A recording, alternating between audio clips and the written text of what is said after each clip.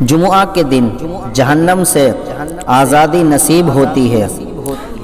حدیث شریف میں ہے کہ اللہ تعالی ہر جمعہ کے دن 6 لاکھ انسانوں کو جہنم سے آزاد کرتا ہے۔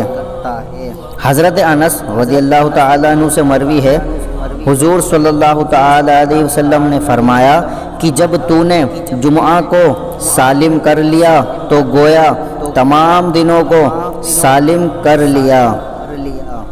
حضور علیہ السلام نے فرمایا کہ جہنم ہر روز ذہوائے کبریٰ نصف النہار میں زوال سے پہلے بھڑکایا جاتا ہے، یعنی سورج جب عین آسمان کے دل میں ہوتا ہے، لہٰذا اس ساعت میں نماز مت پڑھو مگر جمعہ کے دن، یہ قید نہیں، کیونکہ جمعہ سارے کا سارا نماز ہے اور اس دن جہنم نہیں بھڑکایا جاتا۔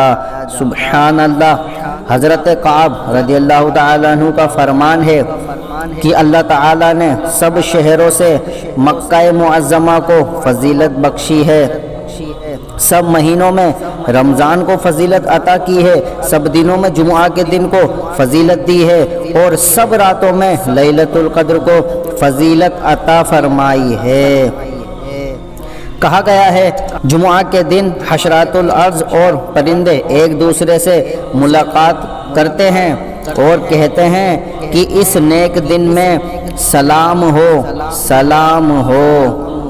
نبی اکرم صلی اللہ تعالی علیہ وسلم فرماتے ہیں کہ جو شخص جمعہ کے دن اور جمعہ کی رات کو فوت ہوا، اللہ تعالی اس کے لیے 100 شہیدوں کا ثواب لکھتا ہے اور اسے قبر کے فتنے سے بچا لیتا ہے۔ اسلامی معلومات کے لیے سبسکرائب کیجیے، ہماری لیٹسٹ ویڈیو کے لیے بیل آئیکن پریس کیجیے۔